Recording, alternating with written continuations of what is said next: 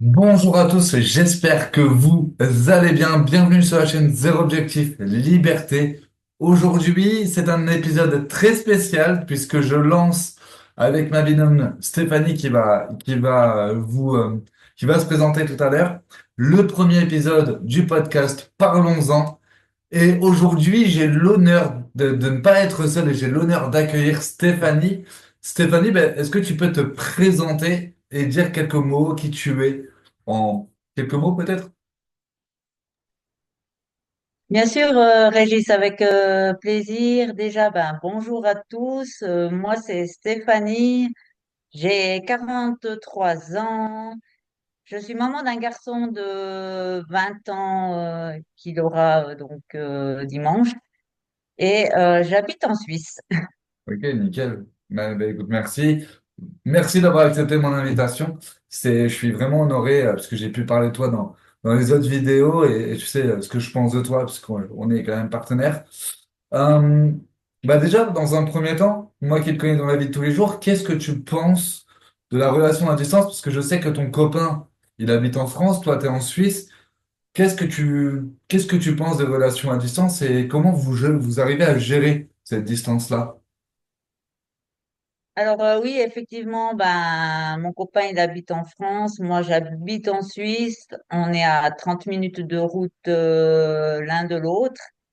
Il travaille en Suisse, donc on se voit déjà tous les jours à midi. Je passe mes week-ends chez lui et puis pour l'instant ça va très bien comme ça. Euh, Moi je trouve que les relations à distance, ça dépend toujours de la distance qu'il y a. Après c'est clair, je pourrais pas être avec quelqu'un qui habite par exemple à 6 heures de route de chez moi. Bien sûr. Ouais, c'est quelque chose que malheureusement j'ai pu explorer ces derniers mois et j'avoue que c'est pas l'idéal. Euh, Toi, du coup, qui es en Suisse, est-ce que tu as eu l'occasion de venir en France? Et surtout, ben, est-ce que tu as remarqué peut-être des différences entre la Suisse, la France, au niveau des prix, niveau peut-être de la qualité de vie? C'est quoi que tu as remarqué? Alors oui, je suis déjà venue plusieurs fois en France déjà par le passé. J'avais été justement à Paris, à Fort-de-France qui est en Martinique, mais que ça fait partie aussi de la France. Et j'ai remarqué une chose encore beaucoup plus maintenant du fait que je vais plus souvent en France, c'est par rapport au niveau économique. La France est beaucoup moins chère que la Suisse. Par contre, en Suisse, l'avantage qu'on a, c'est que tout le côté administratif, ça va beaucoup plus vite. Ça, c'est sûr. Après, bon, faut bien aussi préciser que oui, c'est moins cher en France, mais le SMIC en Suisse, si je me trompe pas, il est entre 3 et 4 000 euros. France-Suisse, pardon. Et en France, bah, le SMIC moyen est à 1 400 euros. C'est à peu près ça, non, le SMIC suisse? Oui, nous, c'est minimum 4000 bruts. Ouais, ouais. Euh, bon, C'est après, on a tout qui est plus cher. On a la caisse maladie. Si je prends mon cas, j'ai déjà 600 balles de caisse maladie par mois. ouais, clairement plus cher, ouais, c'est clair. Aujourd'hui, si tu es là, c'est parce que tu es entrepreneuse. On va revenir sur ton parcours. On va aussi revenir sur ton parcours de vie, puisqu'il est quand même très inspirant et je suis vraiment honoré de pouvoir faire ce premier épisode avec toi. Alors, les amis, juste, si j'ai des petits coups d'œil, hein, c'est parce que j'ai préparé des questions. On a vu en off, je vais pas vous mentir, on a bossé un peu sur les questions. Je voulais pas faire quelque chose à l'arrache. Et surtout, c'est quelque chose qui est vraiment important pour moi, ce podcast. J'ai toujours voulu en faire et moi qui en écoute tous les jours, j'ai eu cette idée-là. J'en ai parlé à Stéphanie, qui est aujourd'hui une de mes partenaires avec qui j'ai le plus souvent au téléphone. Et c'est une personne que j'apprécie énormément. Et vraiment, ben, comment dire, je me voyais pas débuter ce podcast sans elle. Et surtout, ben, les amis, n'hésitez pas à les mettre dans le commentaire si vous voulez qu'elle revienne. En tout cas, j'ai l'intention de pouvoir faire ce podcast avec elle. N'hésitez pas à mettre dans les commentaires. Donc, pour revenir à toi, Stéphanie, si tu devais résumer ta vie en quelques mots, ça serait lesquels? Alors moi, j'ai commencé donc par un apprentissage dans la vente. J'y Mhm. suis ben, restée jusqu'à mes 30 ans. Et après, j'ai voulu changer de métier et je suis retournée sur les bancs de l'école pour apprendre le métier d'opératrice euh, à l'âge de 38 ans. J'avais vraiment envie de changer de direction. Le métier d'opératrice, je le fais encore pour le moment. Et je fais aussi partie de l'industrie de l'économie de la recommandation. Ok, nickel. Comment tu as vécu cette transition? Parce que tu as travaillé, puis après tu es reparti à l'école. Comment tu as vécu cette transition? Parce que c'est marrant que tu m'en parles, parce qu'il y a quelques semaines, j'en parlais avec mon meilleur ami. Justement, je me disais, mais waouh, j'admire ces personnes qui travaillent, puis après qui repartent sur le banc de l'école. Comment toi, tu l'as vécu personnellement? T'as été, ça a été quoi ta gestion émotionnelle? Enfin, comment tu l'as vécu, tout simplement? Alors, pour moi, c'était vraiment enrichissant. J'en avais profité du fait aussi que j'étais au chômage pour qu'on me paye la formation. Ok. Et comme ça, j'ai pu me consacrer 100% à ma formation. Et puis, c'est vrai que c'est pas évident de retourner sur les bancs d'école à 38 ans, mais ça me faisait marrer parce que quand on est gosse, on est là vivement qu'on arrête l'école pour travailler. Et puis là, en fait, depuis que je travaillais, j'étais toute contente de retourner à l'école. Ouais. Ça, c'est vraiment enrichissant, c'est valorisant. Nice. Ok, bah bravo à toi parce que c'est pas facile pour tout le monde. Quelles ont, pardon, été tes plus grandes leçons dans ta vie personnelle? Alors évidemment, sans rentrer dans les détails, mais quelles ont été les plus grandes leçons que tu as apprises tout au long de ta vie? Ce que j'ai appris, en fait, c'est qu'on peut compter que sur soi-même. J'ai aussi appris que le domaine du salariat, en fait, c'est pas du tout fait pour moi et que si on veut obtenir quelque chose, si on se donne vraiment les moyens, on peut y arriver. Yes. Pourquoi, enfin, comment d'ailleurs tu as eu ce déclic de le salariat, mais ça, on va en revenir plus tard, je crois que qu'on avait vu ça dans les questions. Mais qu'est-ce qui t'a fait comprendre que le salariat, c'était pas fait pour toi? Ça m'a fait, comment j'ai compris, c'est parce que justement, je me suis posé la question quand j'ai eu un gros souci de santé. Et c'est vrai que j'en ai marre que ma santé en pâtisse avec le domaine du salariat. Yes, on va revenir en détail tout à l'heure. Pour revenir vite fait sur ton enfance, il y a beaucoup de gens qu'on voit à travers les célébrités, surtout les sportifs, mais même les millionnaires, les pseudo-millionnaires sur YouTube, etc. La plupart disent qu'ils ont grandi dans une famille pauvre, d'autres modestes, ou il y en a, ben, par exemple, je prends l'exemple de Donald Trump, qui ont grandi dans une famille riche. Quel a été ton secteur, famille pauvre, modeste, ou dans le plus grand des hasards, riche? Alors moi, j'ai grandi dans une famille modeste. Ok. J'ai jamais rien manqué parce que ma maman, elle me faisait passer toujours avant. Mais après, c'est clair que j'avais pas non plus tout ce que je voulais. Il y avait des priorités. Sûr, oui. Comme tout bon parent, quoi, finalement. Si tu devais remercier donc ta famille, que ce soit ben, ta famille, tes proches, pour une seule chose, ce serait laquelle? Alors moi, je remercierais ma maman et ma grand-maman maternelle qui ont toujours été là pour moi, qui m'ont toujours soutenue. Et ça a fait la personne que je suis devenue maintenant une personne forte, une personne battante, persévérante aussi. Et ça, je les remercierai jamais assez. Bien, nickel. Petite question, tu parles beaucoup de ta maman. Alors évidemment, si tu veux pas entrer dans les détails, il n'y a pas de souci. Ton papa, tu l'as connu? Mon papa, oui, je l'ai connu, mais mes parents se sont divorcés quand j'avais 8 ans.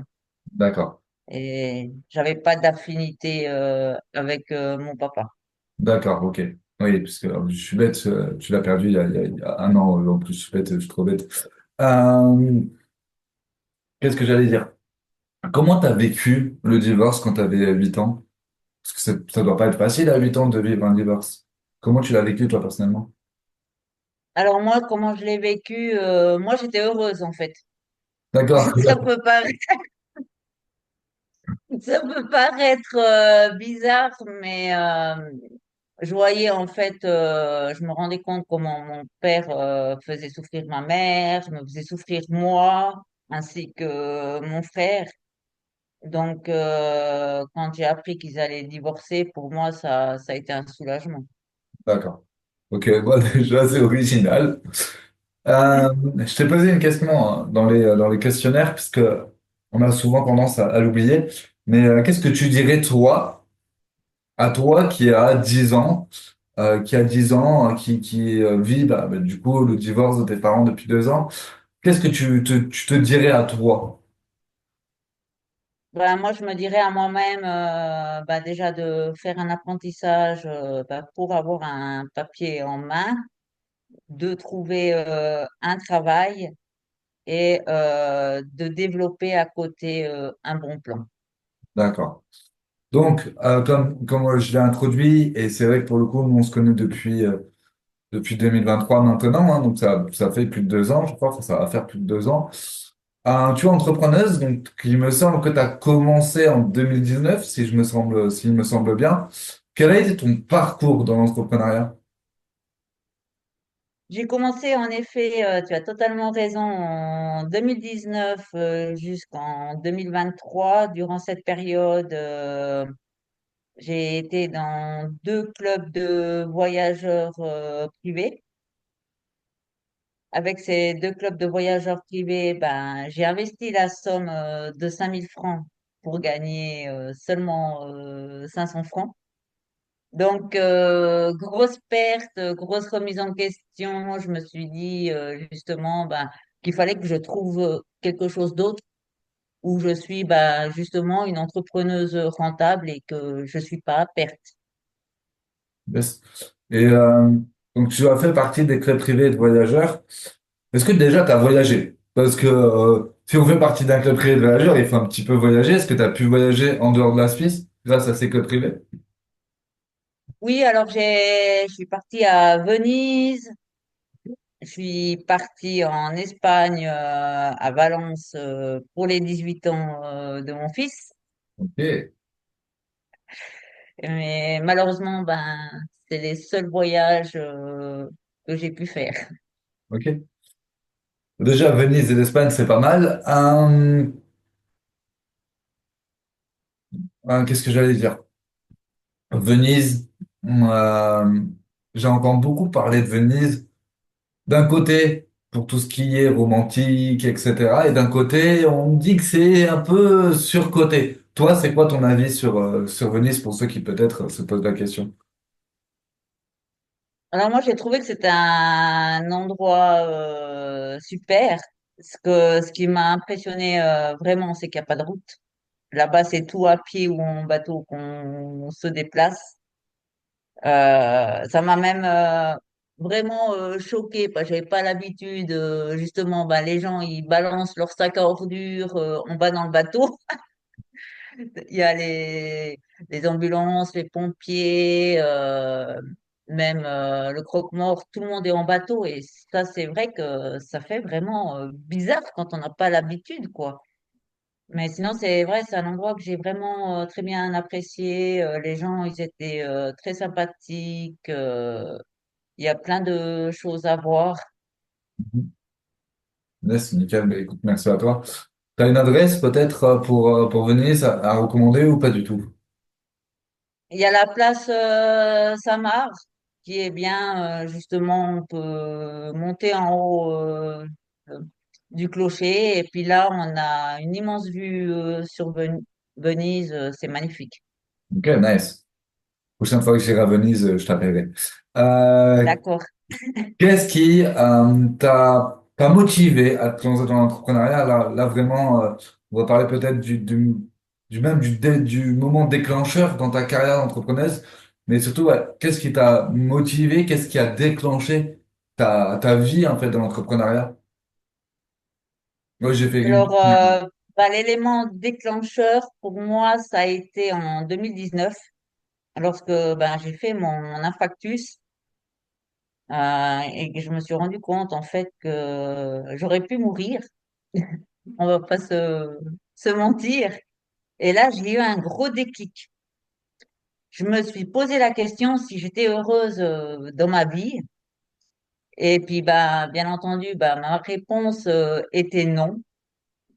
Et suite à ça, j'ai dit, il faut que je trouve une solution, un bon plan, justement, pour pouvoir améliorer ma vie et surtout ma santé, parce que avec le domaine du salariat, le fait d'avoir un patron, des horaires, des déplacements aussi, et de se faire régulièrement virer par les employeurs parce que j'avais eu mon infarctus, j'avais manqué 2 mois. Je suis une personne aussi qui souffre de troubles anxieux sévères et je fais régulièrement des crises d'angoisse.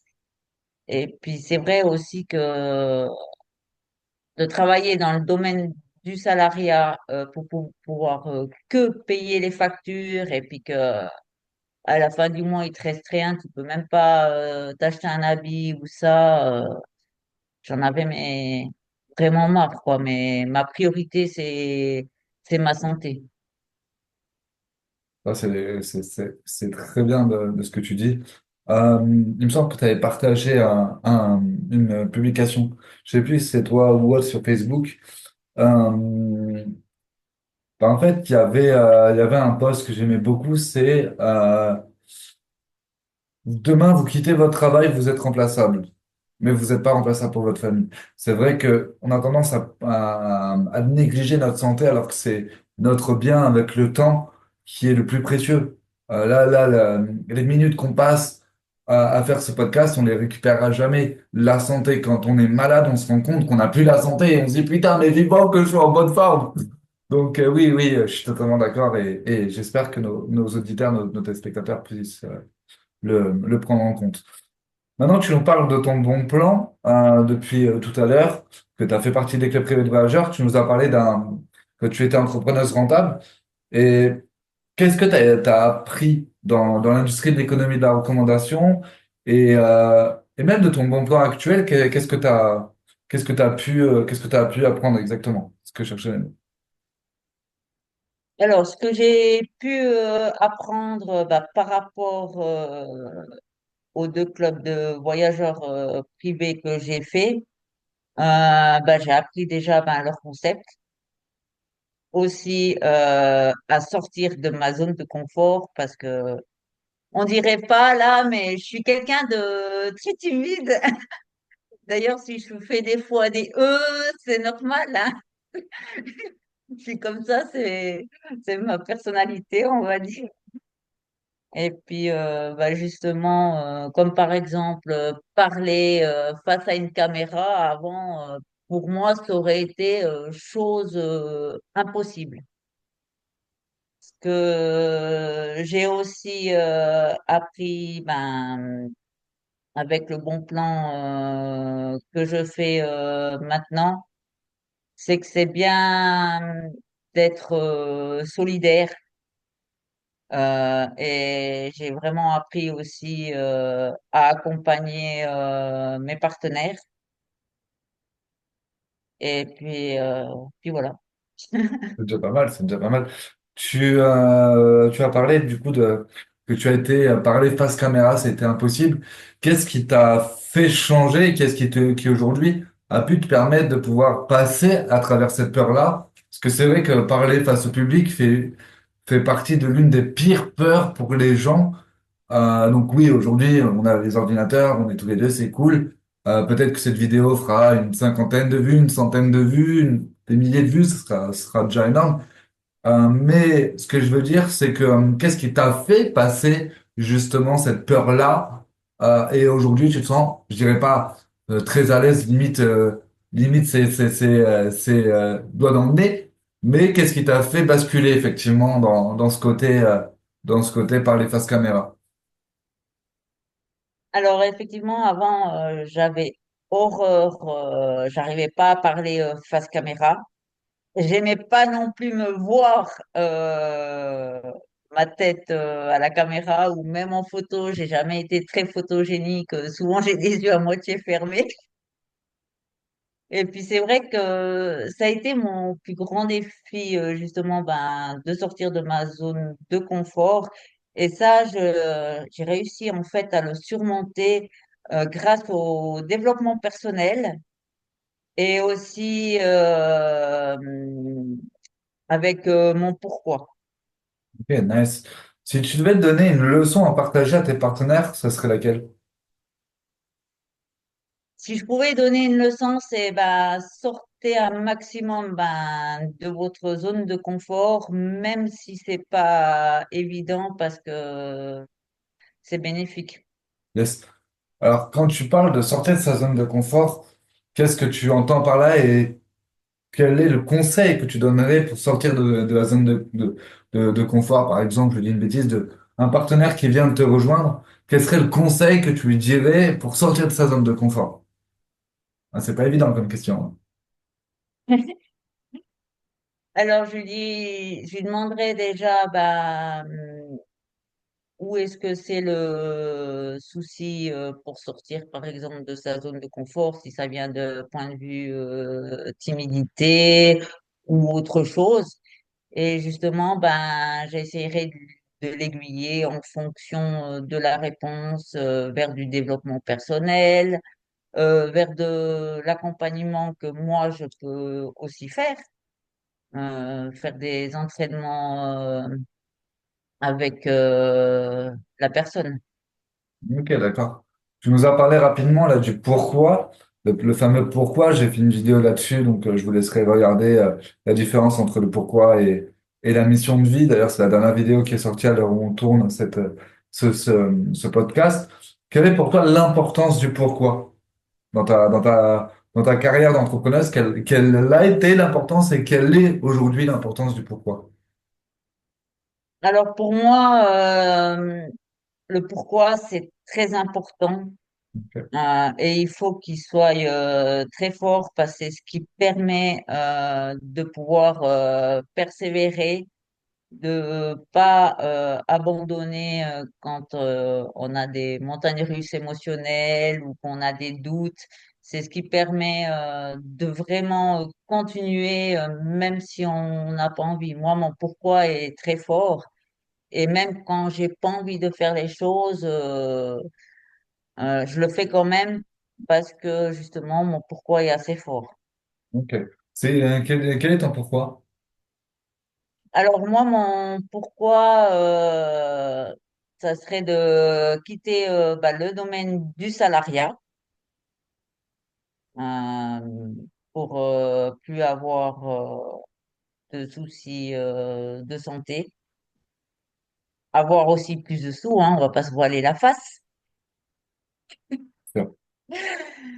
Et puis ben ma mission de vie, justement, ben c'est de d'aider mon fils. Ok, nice. Belle mission de vie. Qu'est-ce que j'allais dire? Quel conseil tu donnerais aux gens pour trouver leur pourquoi? Parce que comme je l'ai dit dans la vidéo, et je vais le redire ici, pour utiliser un peu l'ancienne vidéo, mon tout premier pourquoi, ça a été justement de me faire livrer Uber Eats. Et ça s'est transformé après 3 ans à inspirer les gens à devenir la meilleure version d'eux-mêmes dans tous les domaines. Toi, quel serait le conseil que tu donnerais aux gens afin d'aller chercher le pourquoi profond? Parce qu'on a toujours des pourquoi en surface et on a un pourquoi profond. Quel serait le conseil, le lait ou le conseil que tu donnerais pour trouver ce dernier? Alors moi j'ai déjà ben, trouvé un premier pourquoi et justement après en creusant, moi mon premier pourquoi, si je donne l'exemple, c'était pour quitter le domaine du salariat.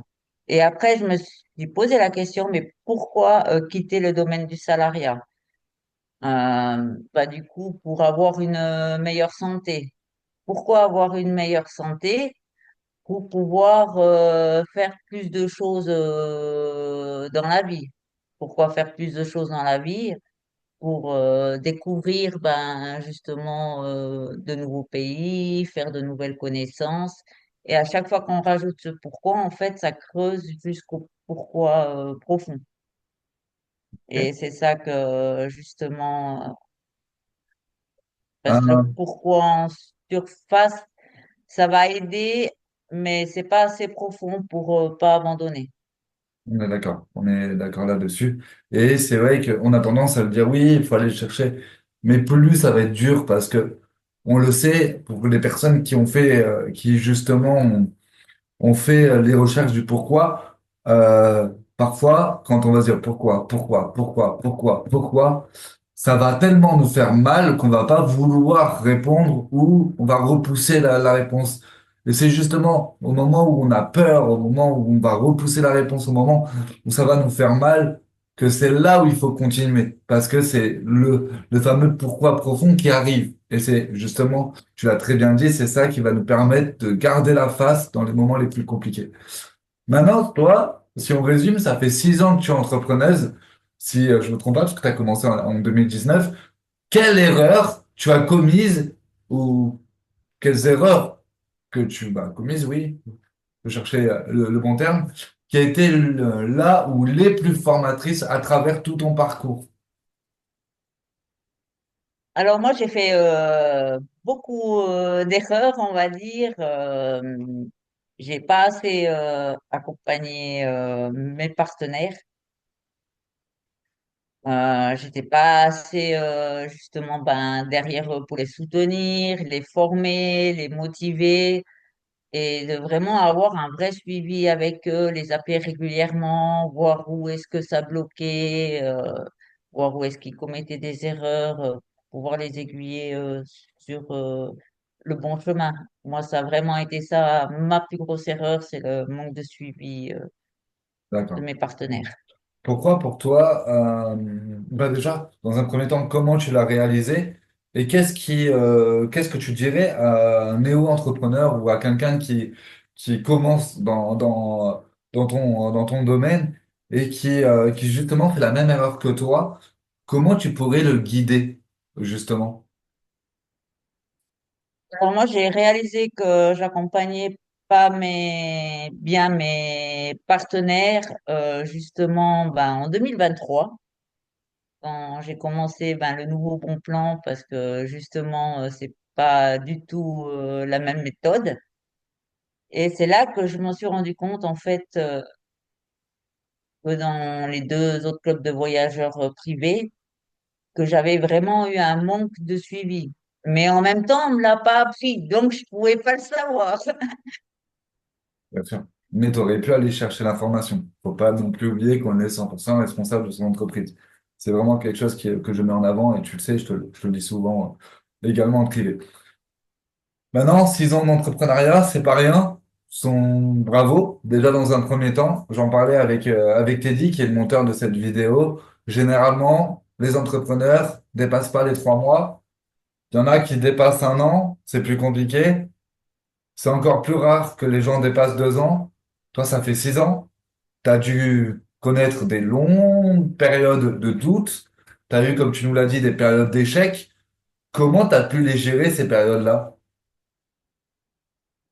Alors, bah, justement, les périodes d'échec et de doute, ben, je les ai gérées avec bah, toujours du développement personnel, avec mon pourquoi aussi. Je me suis mais vraiment mais raccrochée euh, énormément à mon pourquoi. Je me suis dit, je peux pas abandonner, j'abandonne mon rêve, je peux pas. Euh, je me battais aussi pour mon fils parce que je dois lui donner un exemple. Donc, si j'abandonne aussi, ben, ça montre pas le bon exemple. J'ai envie de lui montrer que dans la vie, on peut tout obtenir avec bah, de la persévérance.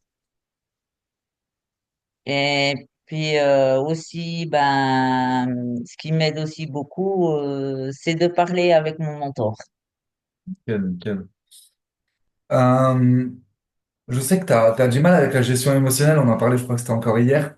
C'est un peu un de un de tes défauts, je te mets un peu sur le pilotis, je te mets vraiment un peu à reproche, mais c'est aussi une question de réalité aussi, c'est un fait. Mais par contre, j'ai remarqué en l'espace de 2 ans, justement, que tu as quand même avancé dans la gestion de tes émotions. Est-ce que pour toi, c'est important de gérer ses émotions dans l'entrepreneuriat? Alors oui, c'est important de pouvoir les gérer parce qu'avant, c'est vrai que je prenais énormément à cœur ce qu'on me disait et j'en venais presque malade, je venais nerveuse.